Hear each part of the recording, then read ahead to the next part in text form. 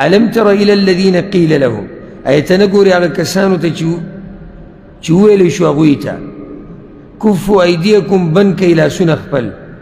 وأقيموا الصلاة وآتوا الزكاة أو قايموي موز أو وركوي زكاة داود كم وقت ويلي شيء كلا جهاد نو فرش الله يتنقر على كسانو كلا شيء وتويلي شيء لا سنة بنك لا سنة بنك سمت لبدو جهاد مكوي إجازة لا نشتي ها سكوي موز كوي زكاة وركوي الصبر كوي ولي زكاة مسلمان سيدي كمزوري يوم ليس بلقاو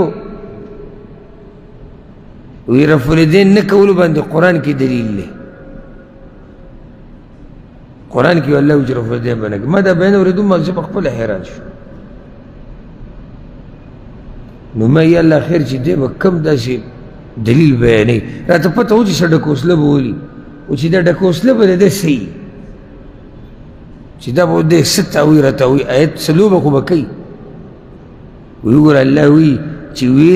ویلی شي هغوی ته کفوا ایدیکم لاسونه بند کوي یعنې رفع الیدین مه کوئ بس دې دلیل ته ګورئ رفع الیدین مه کوئ لاسونه بند کوي یعنې رفع الیدین مه کوئ نو بیا خو تا لاسونه پوره نه دي بند کړي ته خو بیا هم رفع الیدین په اوله کې کې اختر په منځ کې کې تا خو لاسونه پوره نه دي بند کړي تا اوس مذاق مسخرې ټوکې کولې دا آیت روان د څه موضوع دی د چا په باره کې دی تا پیټ کو به کوم ځای کې دلته خو الله د منافقانو خبره کوي چې عامو مؤمنانو ته په اوله کې ویلی شوي چې جهاد مه کوئ دا چې مدینې ته مسلمانان رالو په اوله کې له اجازت نه و صبر چې یعنې صحیح ده چې مسلمانان جدا شي او ځای دی خو چې راځي خو لږ آباد شي که نه څه زور خو راشي